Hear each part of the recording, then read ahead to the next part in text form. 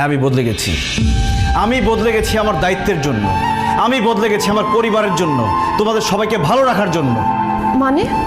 আখি, তুমি সবসময় আমাকে বলো বিয়ের আগে সারাক্ষণ আমি তোমার পিছন পিছন ঘুরতাম, তোমাকে দেখার জন্য চোরের মতো তোমাদের বাসায় পর্যন্ত গিয়েছি। আর বিয়ের পর মানে এখন কেন তোমার সাথে আমি আগের মতোই পাগলামিটা করছি না? বিয়ের আগে আমি শুধু একজন প্রেমিক ছিলাম, আমার কোনো দায়িত্ব ছিল না, অফিস ছিল না, বস ছিল না, বাসা ভাড়া ছিল না, বউ ছিল না, এমনকি বাবা মায়ের চিকিৎসার খরচ পর্যন্ত চালাতে হতো না। আমার পৃথিবীতে ছিল শুধু তুমি আর তুমি। তাই শুধু তোমাকে দেখতে চাইতাম, তোমার পিছন পিছন ঘুরতাম, তোমার জন্য পাগল হয়ে যেতাম। বিয়ের আগে তুমি শুধু আমার প্রেমিকা ছিলে, তোমার জন্য আমার এক্সট্রা কোনো খরচ করতে হতো না। কিন্তু বিয়ের পর তো তুমি আমার বউ, তোমার ভরণ পোষণ, তোমার দায়িত্ব, তোমার থাকা খাওয়া সব কিছুর দায়িত্ব আমাকে নিতে হচ্ছে। আমাদের বাসা ভাড়াটা এখন আমাকে দিতে হয়, আমার বাবা মায়ের চিকিৎসার খরচ আমাকে দিতে হয়। আর এই সংসারের পুরো দায়িত্বই তো এখন আমার। আর আমার চাকরি আছে, সেখানকার কাজটাও তো আমাকেই করতে হয় আখি। বসের মন জুগিয়ে চলতে হয়। তুমি সবসময় আমাকে বলো না আমি তোমার পাশে শুয়ে থাকি, কিন্তু তারপরও তোমার সাথে হাসি মুখে কেন কথা বলি না? কারণ আমি তখন চিন্তা করি, আমি ভাবি যে আমার বউটার মুখে সবসময় হাসি কিভাবে ধরে রাখতে পারবো।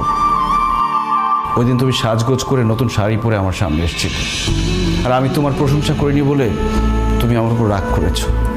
কিভাবে আমি তোমার প্রশংসা করব? আমি তো তখন ভাবছিলাম যে আমি কিভাবে আমার বউকে আরেকটা নতুন শাড়ি কিনে দিতে পারবো, কিভাবে আমার বউটা সবসময় সাজগোজ করে থাকতে পারবে, সেটা নিয়ে ভাবছিলাম। আমি প্রশংসা করতে পারিনি এই জন্য। আমি 9টা থেকে 5টা পর্যন্ত অফিস করি, মাঝে মধ্যে এক্সট্রা কাজও করি। অফিসে বসের সাথে কথা বলে, কলিগদের সাথে কথা বলার পর আর কথা বলার মতো কোনো শক্তি থাকে না আমার। তাই এসে আমি শুয়ে পড়তে চাই। আখি, দিন শেষে আমিও মানুষ, আমি রোবট না।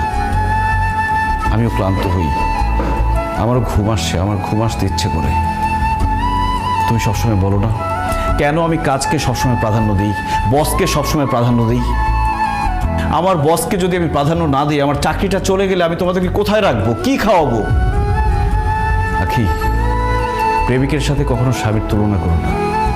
একজন প্রেমিকের কোনো দায়িত্ব নেই, সে অনেক কিছুই করতে পারে, কিন্তু একজন স্বামীর মাথায় তার স্ত্রী, তার সংসার, তার বাবা মা সব কিছুর দায়িত্ব থাকে।